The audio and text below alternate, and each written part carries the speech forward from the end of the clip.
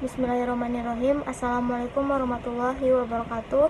Perkenalkan, nama saya Nur Fariza, NIM 1202072736 dari kelas Ilmu Hukum I, Fakultas Syariah dan Hukum UIN Suska Riau. Baik, di sini saya akan mempresentasikan PowerPoint saya yang berjudul Perikatan yang Lahir dari Perjanjian.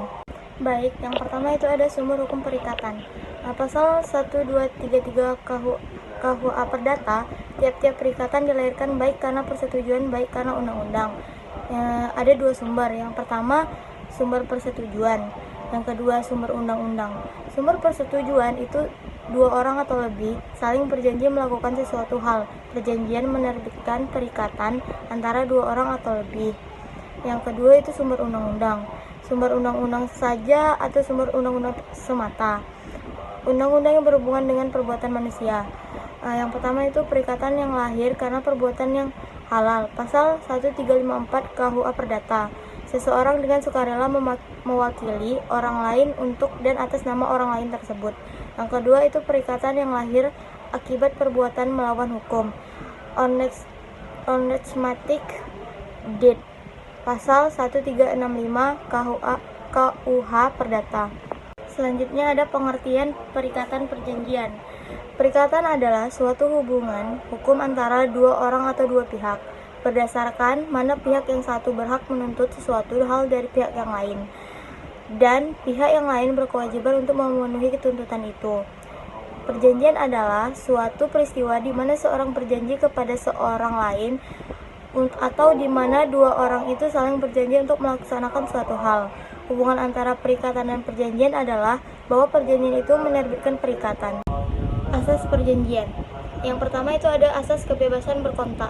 Pasal 1338 ayat 1, semua perikatan yang dibuat secara sah berlaku sebagai undang-undang sebagai mereka yang membuatnya.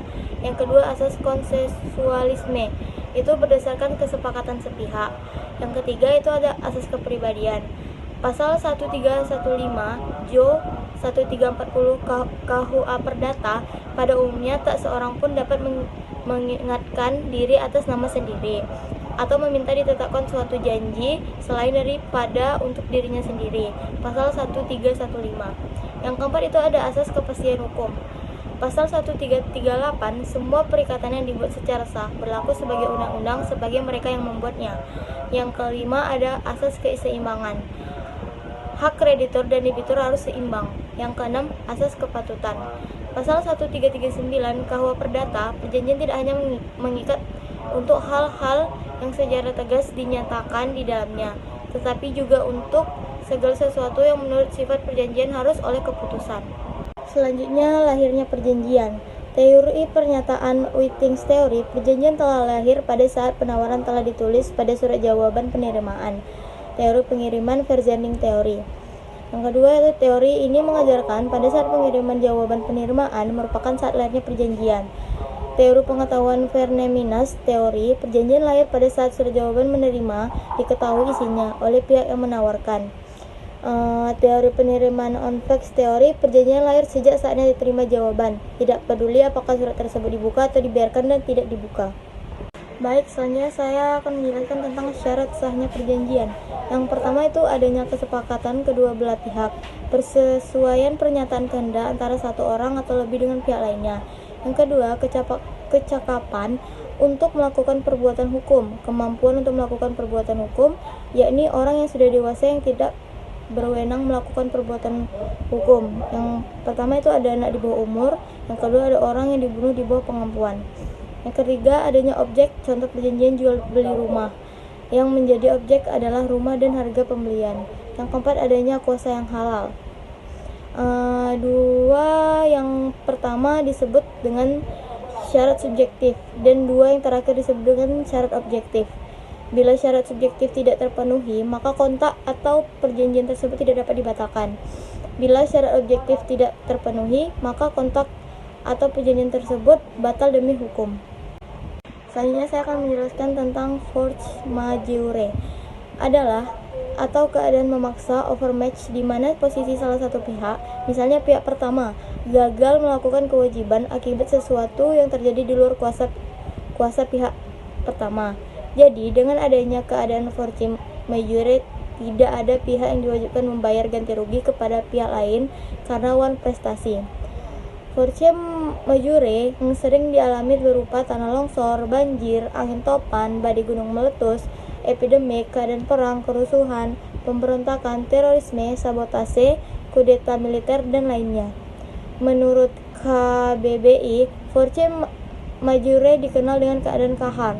Berbeda dari kamus bahasa Prancis yang mengartikan force majeure adalah kekuatan yang lebih besar. Klausul ini wajib tercantum dalam perjanjian pokok guna, mengantisipasi hal-hal yang dapat terjadi dan berpotensi menjadi konflik bagi para pihak bersangkutan. Force majeure tidak dapat dipisahkan menjadi perjanjian tambahan. Keadaan memaksa ini tidak diserta-merta diputuskan salah satu pihak. Suatu kondisi dapat dikatakan sebagai force majeure apabila memenuhi syarat-syarat berikut. Yang pertama itu ada tidak diperlunya prestasi karena terjadi peristiwa yang membinasakan dan atau memusnahkan benda dijadikan objek perjanjian. Kondisi ini selalu bersifat tetap. Yang kedua itu adalah tidak terpenuhinya prestasi karena peristiwa tidak terduga dan di luar kuasa salah satu pihak untuk melaksanakan prestasinya, baik itu bersifat tetap maupun sementara. Yang ketiga itu ada peristiwa tersebut tidak dapat diketahui atau diprediksi kapan terjadinya dalam suatu perjanjian. Jadi adanya peristiwa ini bukan karena kesalahan salah satu pihak dalam perjanjian ataupun pihak ketiga. Selanjutnya saya akan menjelaskan tentang prestasi dan wan prestasi. Prestasi adalah sesuatu yang wajib dipenuhi oleh debitur dalam setiap perikatan. Prestasi sama dengan objek perikatan. Dalam hukum perdata, kewajiban memenuhi prestasi selalu disertai jaminan harta kekayaan debitur. Dalam pasal 1131 dan 1132 KUA Perdata dinyatakan bahwa semua harta kekayaan debitur baik bergerak maupun tidak bergerak, baik yang sudah ada maupun akan ada, menjadi jaminan pemenuh hutangnya terhadap kreditur. Tetapi jaminan umum ini dapat dibatasi dengan jaminan khusus berupa benda tertentu yang ditetapkan dalam perjanjian antara pihak-pihak. Menurut pasal 123 4 KUH Perdata, wujud prestasi ada 3, yaitu memberikan sesuatu, berbuat sesuatu, tidak berbuat sesuatu. Kita masuk ke sifat-sifat prestasi. Sifat prestasi itu ada 5. Yang pertama, harus sudah tertentu dan dapat ditentukan. Jika prestasi tidak tertentu atau tidak ditentukan, mengakibatkan perikatan itu batal atau nitik. Yang kedua, harus mungkin, artinya prestasi itu dapat dipenuhi oleh debitur secara wajar dengan segala usahanya. Jika tidak demikian, perikatan batal. Yang ketiga itu harus diperbolehkan, halal. Artinya tidak dilarang oleh undang-undang, tidak bertentangan dengan kesusilaan dan ketertiban umum. Jika prestasi itu tidak halal, perikatan batal. Yang keempat itu harus ada manfaat bagi kreditur. Yang kelima terdiri dari satu perbuatan atau serentetan perbuatan. Wan prestasi.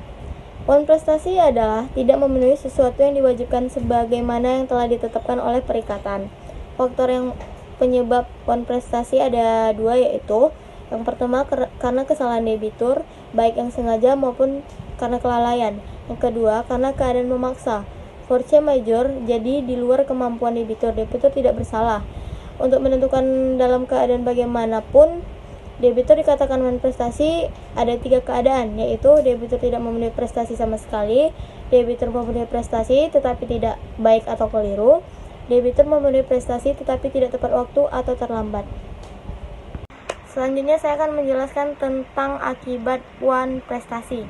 Yang pertama, ada debitur wajib membayar ganti kerugian yang telah diderita oleh kreditur. Itu ada di pasal 1243 KUH Perdata. Yang kedua, apabila perikatan timbul balik, kreditur dapat menuntut pembatalan perikatan melalui hakim. Itu ada di pasal 1266 KUH Perdata. Yang ketiga ada dalam perikatan untuk memberikan sesuatu, resiko beralih kepada debitur sejak terjadi wan prestasi. Ada di pasal 1237 ayat 2 KUH Perdata. Yang keempat, wajib memenuhi perikatan jika masih dapat dilakukan atau pembatalan disertai pembayaran kerugian. Itu ada di pasal 1267 KUH Perdata.